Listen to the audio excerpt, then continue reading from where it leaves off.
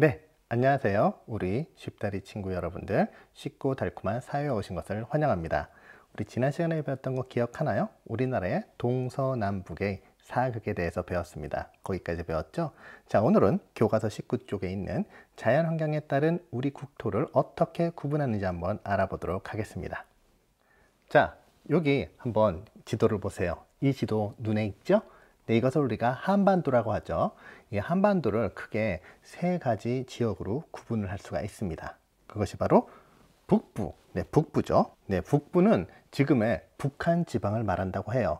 과거에는 다른 기준으로 나눴지만 지금 현재는 북부로 나눈다고 할 때는 북한 지역을 얘기하는 겁니다. 북한 지역은 38도 이북, 38도부터 해서 위쪽을 갖다가 우리가 북부 지방이라고 한답니다. 자, 그리고 그 다음으로 보이는 게 바로 중부지방입니다. 이 중부지방이 서울, 경기를 중심으로 우리나라에 있는 인구 절반 이상이 모여 있는 곳을 중부지방이라고 합니다. 그것을 대략 휴전선 남쪽에서 소백산맥과 금강의 하류 지역까지를 나타낸다고 해요. 여기 지도에 보면 나와 있죠? 여기까지가 중부입니다. 그 다음에 쉬워요.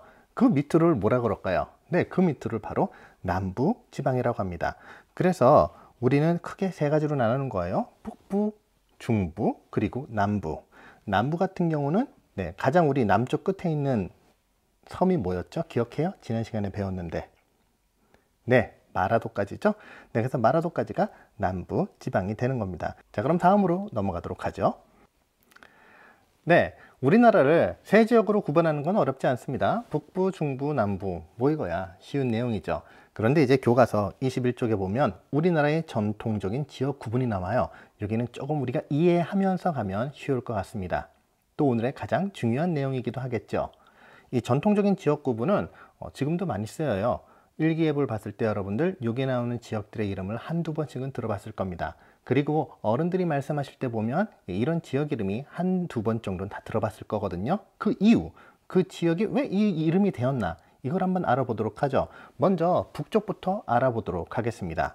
자, 북쪽에 보면 관북지방이 보일 거예요. 관북지방은 천령관을 기준으로 해서 이 지방의 북쪽이기 때문에 관북이라고 한다라고 되어 있는데, 그럼 과연 천령관이 뭘까요? 천령관은요, 지금 사진에 보이죠? 군사적으로 매우 중요한 고개인 천령의 외적을 침입에 막기 위해 건설한 요새라고 합니다. 이 천령관 같은 경우는 지금 우리가 직접 볼 수는 없죠. 왜냐하면 북한 쪽에 있거든요. 옛날부터 지금까지 이 중부지방과 관북지방, 지금 우리가 배우는 이 관북지방을 잇는 중요한 교통로였다고 합니다. 교통로라는 건 그만큼 중요한 물자나 사람들이 이동하는 그런 통로였다는 것이죠.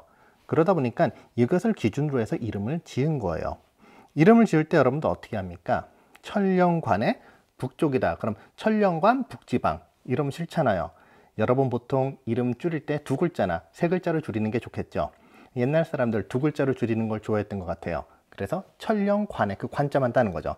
천령관의 북쪽이다. 관북지방이라는 겁니다. 자, 그러면은 천령관의 서쪽은 뭐라고 할까요? 관서지방이라고 하겠죠. 중요한 건 천령관이라는 곳이죠. 천령관을 기준으로 해서 북쪽에 있으면 관북, 서쪽에 있으면 관서라고 했다는 겁니다. 의외로 단순하죠?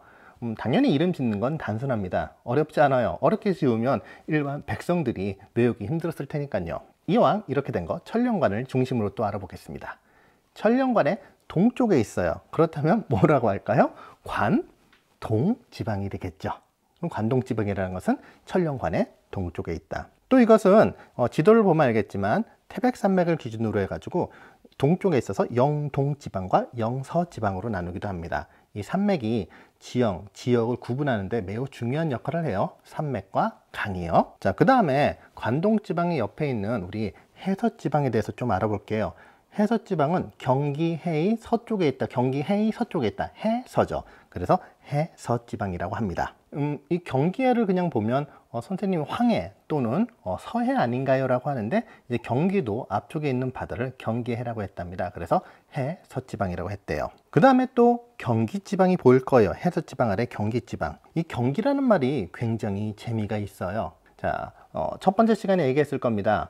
이 사회는 용어들이 많이 나오고 그 용어들이 대부분 한자로 이루어졌다고 했잖아요.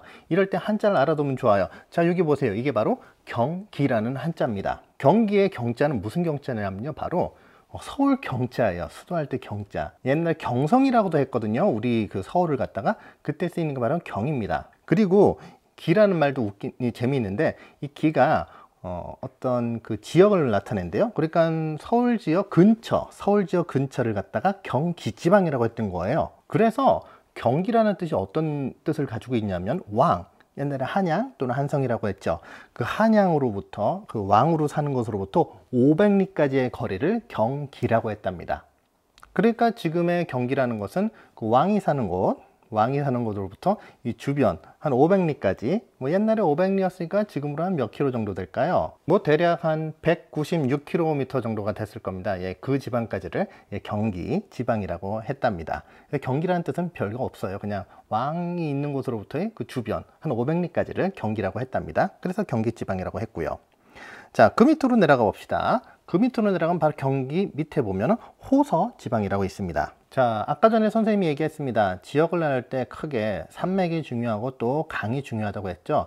자, 여기서는 남부지방으로 가면 산맥보다는 강이 조금 많아요. 그러다 보니까 강으로 나눠지게 되는데 바로 금강의 서쪽에 있다 그래서 호서지방이라고 했답니다.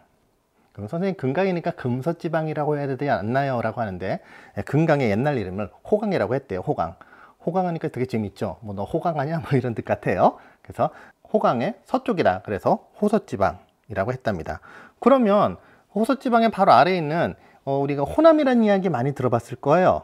그럼 당연히 뭐예요? 그 강, 호강, 지금의 금강의 남쪽이다. 그래서 호남지방이 된 겁니다. 자, 이제 마지막 지방이 하나 남았어요. 마지막 지방이 이제 영남입니다. 이제 호남의 바로 옆에 붙어 있는 게 바로 호남 옆에 영남이죠.